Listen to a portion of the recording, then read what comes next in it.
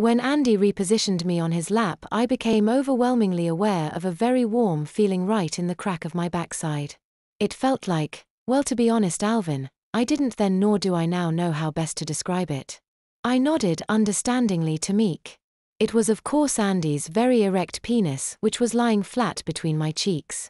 Meek said, and I bobbled my head to and fro as if to say, yeah, well, of course it was Andy's penis. When Andy asked, "You okay, little man?" I wasn't sure if he was asking because of the slide and impact with the side of the truck bed, or because at feeling his penis lodged in my crack, I'd stopped breathing. He'd asked me in such a soft sort of way that his words were almost lost within the sound of the wind rushing by and the gravel pummeling the underside of the wheel wells. If his mouth hadn't been right next to my right ear, I wouldn't have heard him at all. I think I nodded, maybe I even answered him, I simply cannot recall if I did either. Back then I was completely innocent and inexperienced when it came to the feelings Andy was awakening in me.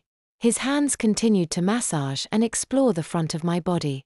I don't remember doing so, but at some point, my head dropped backward and rested against his left shoulder. When that happened, Andy must have taken it as my willingness for him to take whatever it was he was doing to the next level.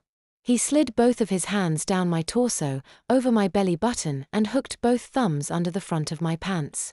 In one quick motion, he pulled them down and freed my short, thin, bald, but very hard penis. Even though we were covered by the canvas top, it didn't really keep us too warm. It mostly just shielded our bodies from most of the biting wind. "Rise up for a second," Andy whispered, and I obeyed without hesitation.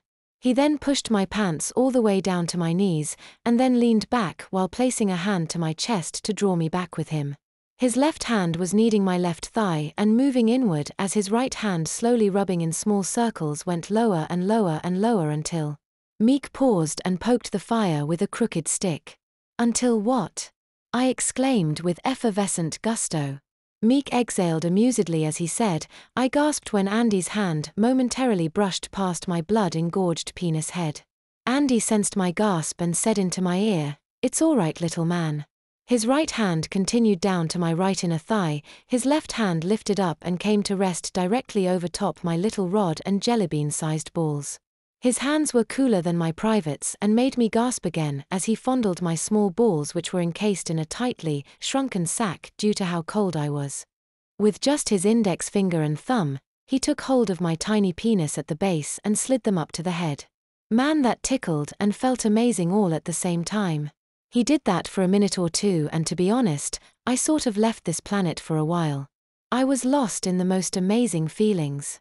Right then Uncle Bob hit a particularly large pothole, which lifted me off Andy's lap, and when I came down, his hard penis took the brutal assault. "Ooh!"